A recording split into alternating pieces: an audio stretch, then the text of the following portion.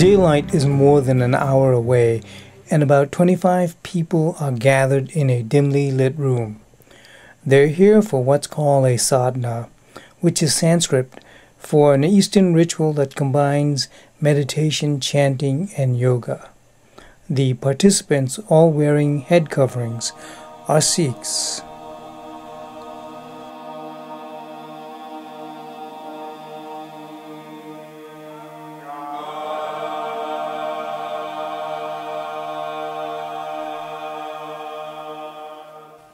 In April of this year, 24-year-old Frank Mahoney Burroughs was awarded $75,000 in a federal court case in Boston for being called such names as Bin Laden and made the butt of numerous terrorist jokes.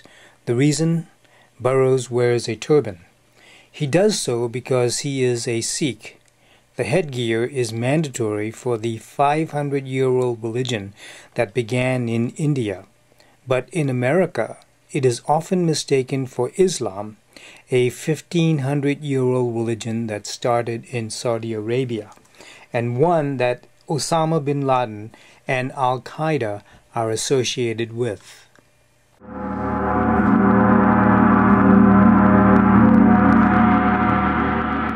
Following the name-calling, AutoZone Burroughs' employer was sued by the Equal Employment Opportunity Commission for, among other things, ordering Burroughs not to wear a turban and terminating his employment at the retail chain after he refused to comply with their wishes.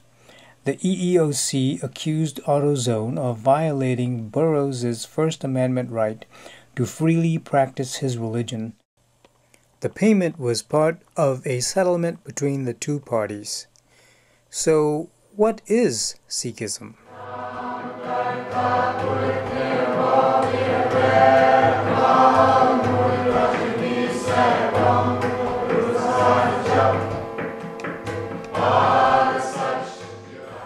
It was founded in the northern province of Punjab in India by Guru Nanak, who was born a Hindu.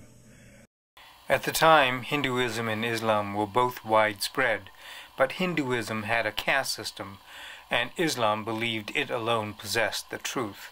So Guru Nanak started Sikhism.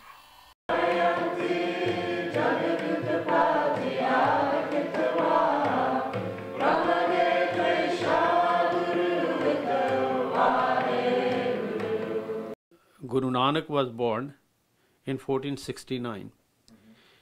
The time he was born, it was a very bad medieval time going on all over the world. There was so much of myth, so much of distrust with people, and nobody cared about anything, no spirituality, nothing going on. And in India it is known as the saint period. There were a lot of saints that was born around that period of time. So Guru Nanak was born, and what he sees all around, the cruelty going on the woman. If a young bride loses her husband, she was burnt alive along with the pyre of the dead body, because she had no right to live in the world. They thought she will become a prostitute or a wanted woman, and whatever it is, so it's better to kill her. So Guru Nanak was the first one who spoke, no, that's wrong. What's important is not which religion you have. Nobody owns the truth. What's important to grow spiritually is that you have the experience of commitment and surrender. Therefore, there needs to be a structure to commit and surrender to. And that's the purpose of religion. And again, in the Sikh faith, the Sikh religion, we call it Sikh Dharma, there is a deep appreciation of all other faiths. In my personal life, I do a lot of work with Baha'is. I'm invited to speak at Buddhist events. I've been to Protestant churches as a speaker. And the reason for that is that it's all one, just as God is one, and we all share a belief in the same God. We all share the same spirit. And the mission of life, as I understand it as a Sikh, is to really get that everything is one, just as God is one, that the difference is an illusion. Mm-hmm. So what's your title here? Are you a yogi or? I'm a yogi to the extent that I practice yoga. I'm a minister of the Sikh faith, so you could call me Singh Sahib. But it's not a very hierarchical religion. In our services, for example, we don't have a single minister who is the leader of the service every week. We share in that responsibility. All of the members of the Sangat, the congregation.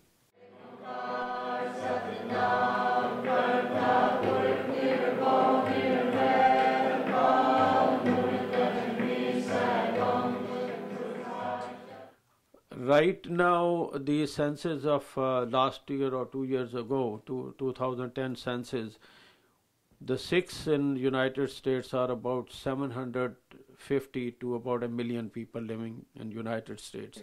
Boston area probably has close to 100,000 Sikhs. Total, there may be 25,000 families or something like that. 40 years ago when I came in, there were limited Sikhs. In Boston area, there were a handful of families. And that's how we started. Though Sikhs have been migrating to the U.S. for the past 200 years, much of the migration has happened in the 1980s and 90s. In June of 1984, after a group of Sikh separatists had occupied the Golden Temple in the Punjab province of India, the Indian army stormed the temple and killed the separatist group. After that, Sikhs all over India protested. Some resigned from their positions in government. In October of that year, the country's Prime Minister, Indira Gandhi, was assassinated by her 2 Sikh bodyguards. It's a very complex thing sociopolitically because you have to also understand Punjab, where the majority of the Sikhs were located, is the breadbasket of India. The Sikhs were very industrious, and not only did all of India want that, but Russia wanted that. And there were efforts politically, even though Sikhs and Hindus had lived very peacefully with each other, and if Guru Gobind Singh was going to build a temple in Hemkunt Sahib, he'd build one for Hindus too. There was this appreciation that was mutual. There were efforts at time to drive people apart. Maybe we'll never know the full truth of what happened there, but at the time that the Golden Temple was invaded and people were martyred and that kind of thing, there was a big migration here to the United States for Sikhs who felt like they were not able to live in peace there. Why were Sikhs leaving? Religious reasons? Economic reasons? I think survival and freedom of religion and all of those things. So they were being killed? Oh, definitely, by the thousands.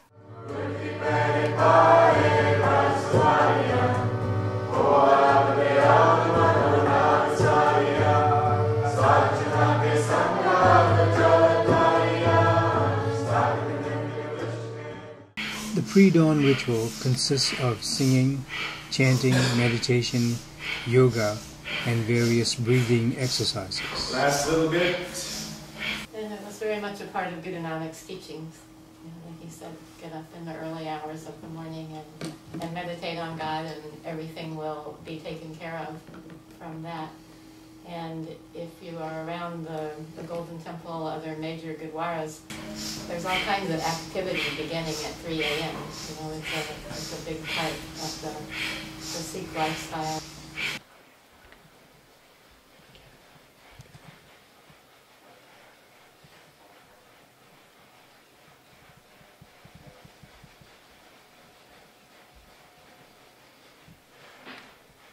Steady, powerful breath.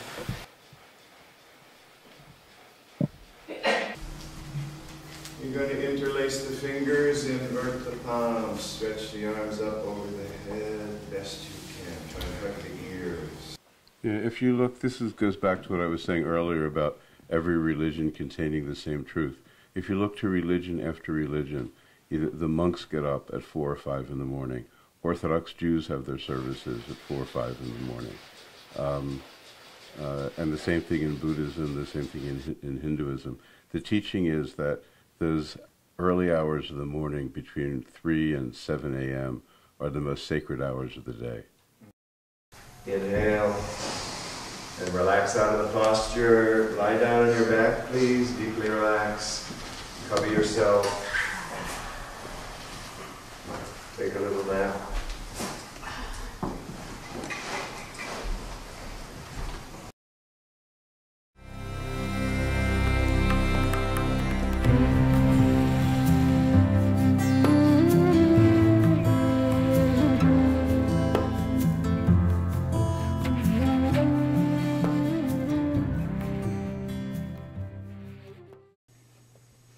Millis is one of 4 gurdwaras, or places of worship, in the Boston area.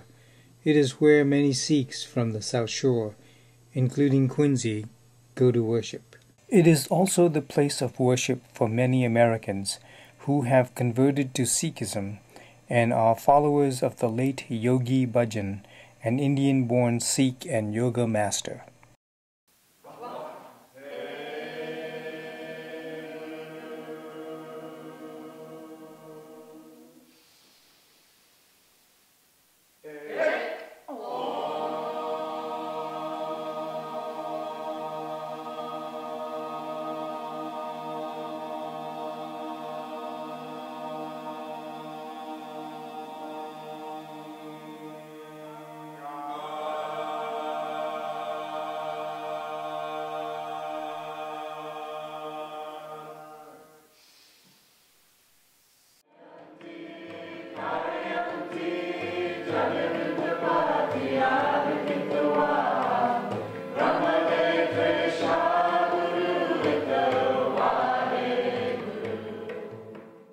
The yoga that we practice is called Kundalini Yoga. It's a traditional full form of yoga practice, meaning that it incorporates all of the major elements of traditional yoga, which includes the physical postures and the exercises. It includes breathing practices, and it also includes meditation techniques. All of the yoga that we practice and that we teach is Kundalini Yoga, as taught by our teacher Yogi Bhajan. And it is set up in such a way that the way he instructed us to teach these classes is in these yoga sets. So these are standardized sets of classes with a routine of postures. And different classes have different effects and different components. Some focus on different parts of the body, different meditation focuses, etc., etc. So a wide variety of different practices in Kundalini Yoga, a wide variety of different types of yoga sets. There's a variety of different postures and exercises. Some you're doing lying on the ground, some you're doing standing up, some you're doing sitting, some you're arching, bending, stretching, twisting. There's motions, there's movements, a wide variety of different types of body movements and postures involved. And typically with yoga, a lot of those postures and exercises focus more along the lines of flexibility than they do as compared to sort of Western aerobic exercise, which is more focused on cardiovascular endurance and respiratory endurance. Yoga postures tend to focus more on the stretching, the flexibility, although there's a lot of breathing techniques as well. And some of the breathing techniques are rapid breathing techniques, some are slow breathing techniques. They all are purported to have slightly different effects on physiology. And rub the soles of the feet and the palms of the hands together vigorously, please.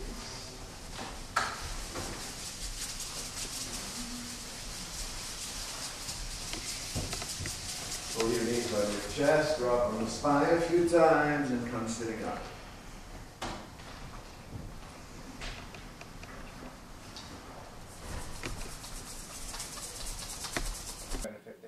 Now, some of the yoga postures and exercises can get fairly aerobic, so you can sort of approach, the type of exercise that you get when you do intense jogging or running.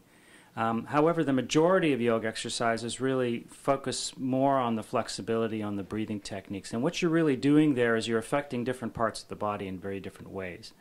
It's actually a much more holistic approach to the body in terms of all of these different types of exercises. So the breathing techniques will actually improve your lung function. They'll improve your lung capacity. The other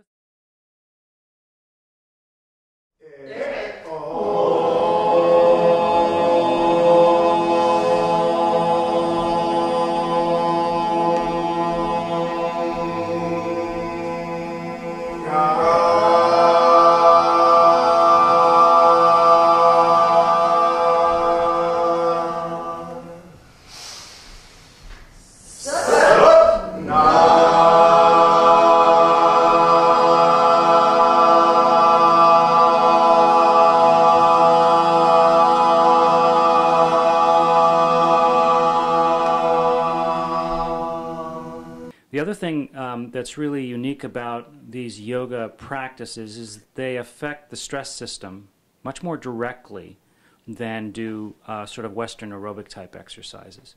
Now we know that when people exercise, they reduce a little, they relieve a little bit of a stress and reduce a little bit of a tension, whereas yoga really is highly effective at reducing stress and tension, much more so. And we believe that this is due to its effect on the autonomic nervous system and on the stress regulating system. So we know from studies that have been done that these types of yoga practices will actually reduce stress hormone levels. They'll reduce the arousal of the sympathetic nervous system, which is part of our autonomic nervous system. And that all gives you this sense of calmness, peace, serenity, and well-being, which is one of the really biggest reasons why people come and begin practicing yoga, because it is so effective at reducing stress and creating this sense of well-being. We know something about the physiology and the psychophysiology involved in yoga practices. We don't know everything. Mostly what we know about really are the breathing techniques and the meditation practices. We're a little bit less sure about how the body, how these body postures are actually generating this unique effect, but that's something that scientists are very interested in. The breathing techniques work very directly on the autonomic nervous system. As soon as you start to breathe slowly, long, slow, deep breathing, you have a very direct effect on the autonomic nervous system. It's immediately relaxing. And it's one of the techniques that people who are beginner practitioners in yoga immediately gravitate to, because it's so simple and so easy to do. And people will start to use these techniques in their daily lives. They'll be sitting on the subway, they'll start to breathe long and slow, and they'll find that indeed they're calming themselves down. So there's a direct impact of slow breathing directly on the autonomic nervous system. Inhale. Exhale. Inhale again. Hold it. Circulate the energy.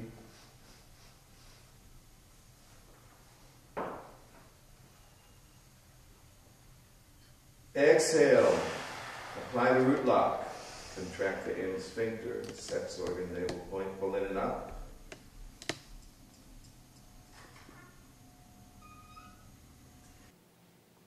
The meditation techniques really involve control of attention. And when you do that, what happens is that there's activity in the frontal lobe that impacts the rest of the brain, particularly the emotional brain, what's called the limbic system. So we know when you engage in that control of attention, the limbic system quiets down. The limbic system is that emotional reactivity. And so people who practice meditation for prolonged periods of time will find that they are less emotionally reactive, more in a sense of self-regulation. They're more in control of their own emotional state. They're less reactive, they're more comfortable, they have more resilience to stress. They're able to tolerate stress in a way that they were not able to before. They are less reactive to negative circumstances. They're able to cope with life a little bit more effectively. And that all comes from these changes in the central nervous system, using these practices of emotion regulation. And what's happening here is really recent science is showing that there's actually a brain activity that goes on when people are just sitting and allowing their minds to wander.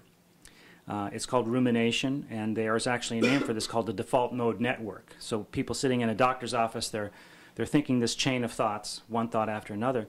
A number of those thoughts tend to gravitate towards the anxiety side. They're usually not thinking about positive things. They're thinking about what they have to do, the argument they had with their spouse that morning, whether their car needs a big repair bill, etc., etc. These are all anxiety-provoking, and these keep the limbic system activated. And so people are more on edge, they're more aroused. But when you get away from that, when you start to focus your attention on something else, like the breath, or like a word or a sound, that is the exact opposite. So suddenly the mind is not wandering anymore, and you're focused on that control. That actually changes brain activity, not only in terms of moment to moment, but it actually changes brain structure over time when you do that. And so it's a skill that people learn, and as you meditate more and more, you become better at it, just as with any kind of activity. And so, as a consequence, you change over time in terms of your emotional reactivity. And really, the biggest reason that people come to yoga class is for that reason, is that they find that they're more in control of their lives, they have a better sense of well-being, they're able to cope with their lives more effectively. So it's actually biology. Yoga is essentially a biological process. There's nothing religious about it. In fact, there's no belief involved whatsoever. That, to me, is the distinguishing feature between what a religion is and what yoga practice is. A religion requires belief in something. Yoga does not require any belief. You don't have to believe anything. In fact, we do studies with adolescents in high schools, and we have 14-year-old boys who are, assigned to the yoga class, and they're arguing, I don't want to do this stuff, this is crazy. And they are totally against it. After a month of practice, these kids are the best meditators. These things it doesn't matter what you believe, the yoga will have its effects. As I say, this is biology. If you do this, it will change. If you breathe in this way, the autonomic nervous system will change. Simply, that's the way our bodies are wired. And these yoga practices take advantage of that and create their effects simply through using what our existing system is. We don't know all of the mechanisms at this point in time. We know some of them, but the bottom line is that they do work. They do change you, and it's regardless of what you believe. In fact, there are a number of books written on Christian yoga. So it really, and I believe that yoga actually enhances individuals' religion and religious experiences. So there is actually a place for yoga in enhancing one's experience of life in general across all kinds of activities.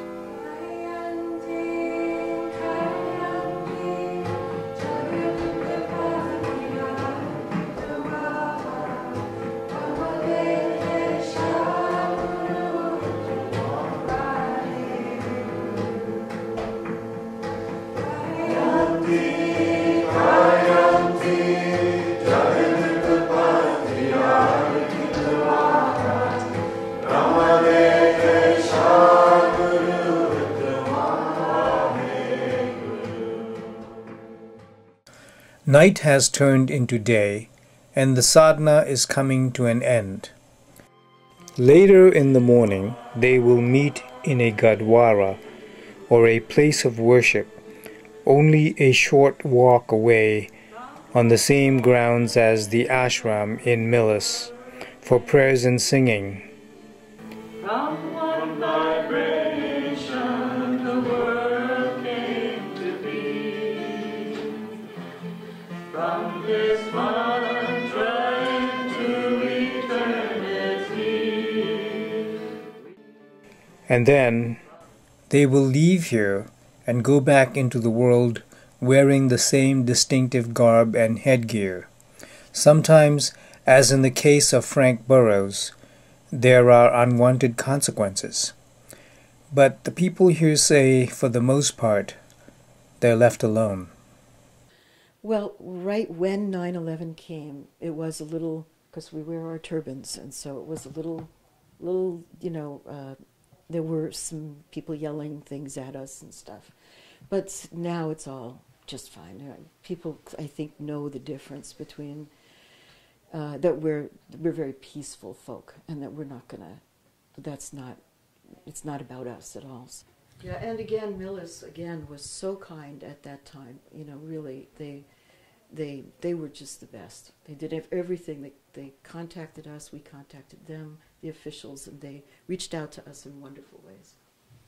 Yeah, I think that at the time of 9/11 and within 1 week of 9/11, there were a few instances, nothing serious, that came up. But since 9/11, really nothing. I mean, we have not had to change our activities, our lifestyle, anything whatsoever. In fact, I even had a positive engagement just right after 9/11. I was in Boston and just crossing the street in the Longwood Medical area, and there was a policeman there, and he turned to me and said, "Hey, how you doing? Everything okay?" And it was a very supportive and very compassionate interaction. And I happened to be at a gas station, and there was someone who made a disparaging comment, and the gas station attendant stood up for me. and basically talked to the other guy and said, look, just leave him alone, he's fine. So actually, most of our interactions were actually positive overall. And as a consequence of 9/11, on a long-term basis, really no consequences whatsoever.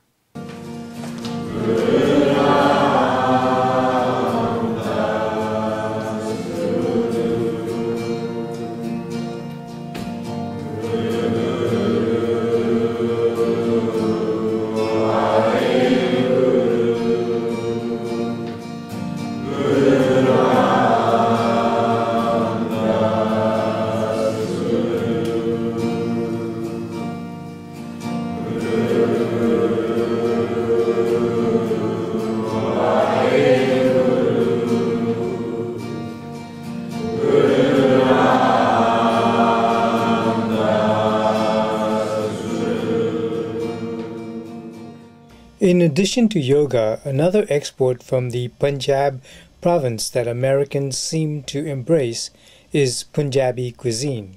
As you learned earlier in the show, the Punjab area in India is a highly sought-after region, not just by Indians but also by foreigners. And that's because the area is where 5 rivers come together, creating a rich mineral-based soil, ideal for growing a variety of spices, fruits, and vegetables. The soil is also ideal for growing rice. In fact, the most prized brand of rice, the basmati rice, is indigenous to the Punjab region. Its texture cannot be duplicated in any other rice paddy elsewhere in the world.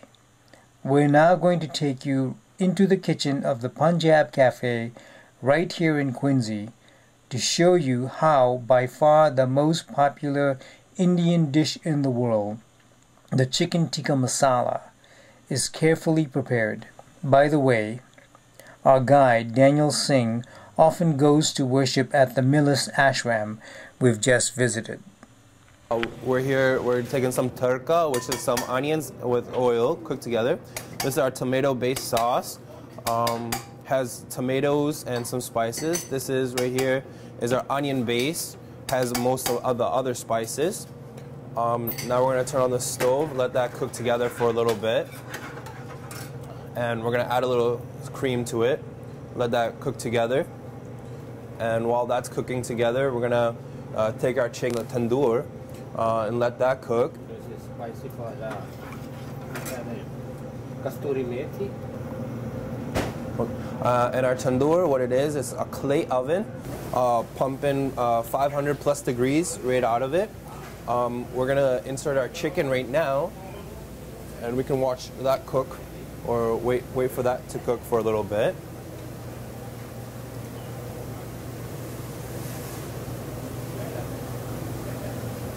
And then we're just gonna let the masala marinate and cook together, have it all come together. And this process takes about 10 minutes. We gotta wait until all the cream gets cooked out of this.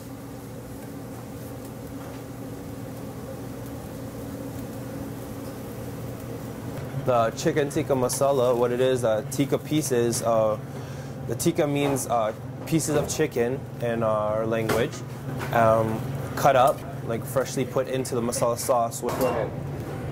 Okay. To know that the chicken's ready, you'll see that it starts to blacken on the outside, and it almost looks like barbecue chicken. We come over here, take it right off the skewer.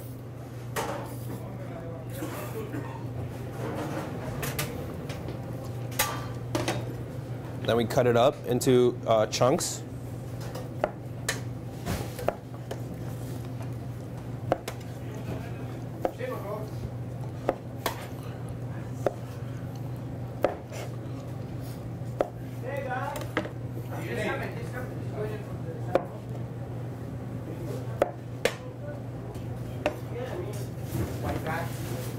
Okay.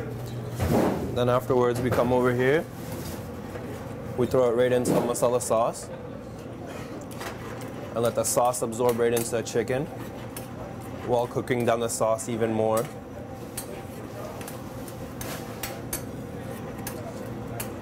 as well as if you would like any spices, we have our own little habanero blend right here.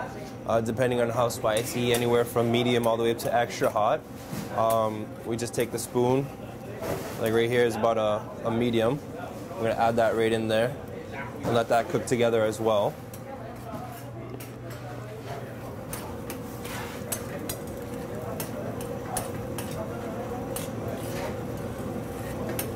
Then after a few minutes, while it's all done, you can see the color of it is turned almost like an orange, to know that the masala and the masala is coming together.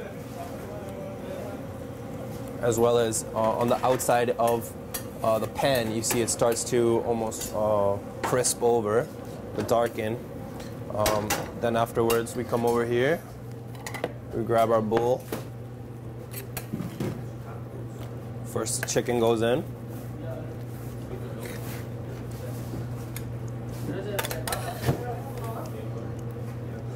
Then afterwards, we slowly pour the sauce in.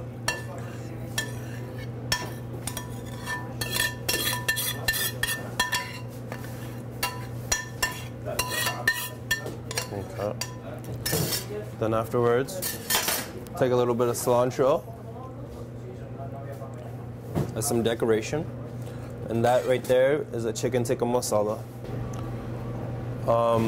The chicken tikka masala doesn't necessarily take 10 minutes to cook in our tandoor. The preparation starts the day before. We marinate it in a yogurt blended with some Indian spices to get that flavor inside the chicken. We come here early in the morning, stick it on a tandoor. That cooks it as well. And then when the person comes to order, it takes about 5 minutes in there to get it fully cooked inside. Chef, his name's Happy. Right now he's gonna start making the plain naan. First you knead it out, add a little flour. Now he's rolling it out, get it all stretched out evenly, you know. After he stretches it out, he's gonna add a little garlic. After the garlic, we add a little cilantro for some color.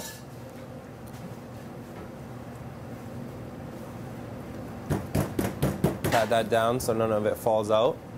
You take this right here, which is almost like a handle to hold the naan while we put it into the tandoor. So right now, he's gonna throw it right on the siding of the wall. Just slapped it right in there. And we're gonna let that cook in there for a few minutes. Let the outing and the inside of the naan brownen up. So we're gonna close that up and let that cook. After a few minutes,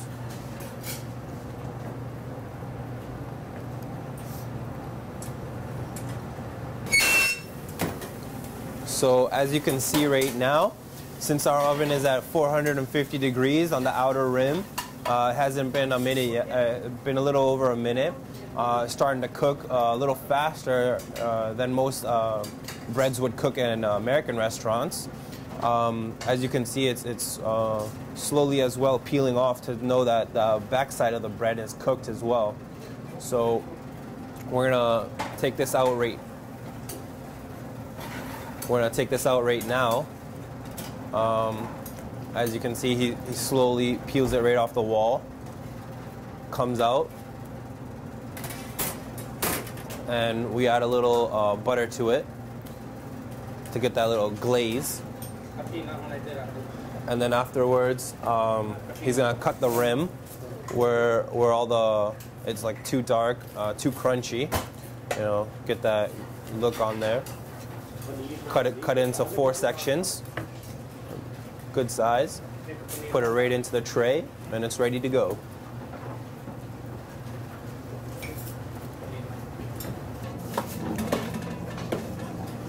Right here is our rice that we have already previously cooked, and it's gonna stay in here. So I'm gonna take it over there, grab the food, some of our other popular dishes right here is chicken chili and a chicken korma.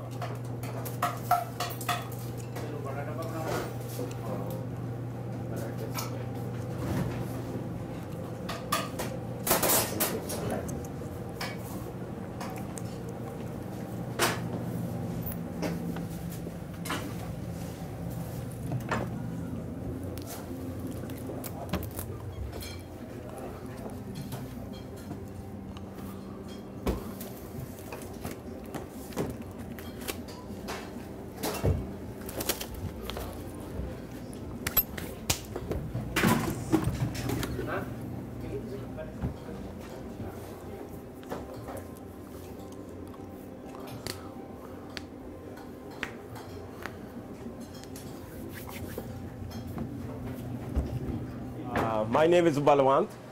I'm from Punjab. I immigrated here in United States around early 80s in 85. So when I came here, I arrived. I work in the quite a few Indian restaurants. After that, I quit. I started working in a Polaroid company, which was in located in Waltham. I worked there for 13, 14 years. Working over there, and I noticed that the company is going a little bit downsizing. I took a severance program from there. I decided to open my restaurant. I get together with my friends from Punjab. They are special in the cooking. They know about the spices. They know about a Punjabi cuisine. The North Indian cuisine is very famous in almost all over in India, in England, and so a bunch of friends get together and we open the restaurant. We are here for about 12, 13 years. And this the whole, it's like Punjab Cafe is the family restaurant. And we are all from the Punjab. My whole staff is the Punjab area. So we are all trained, all unique and experts in the spices, so how to mixing it, blending it. And they are the one who doing the best job. And they're doing good job on it.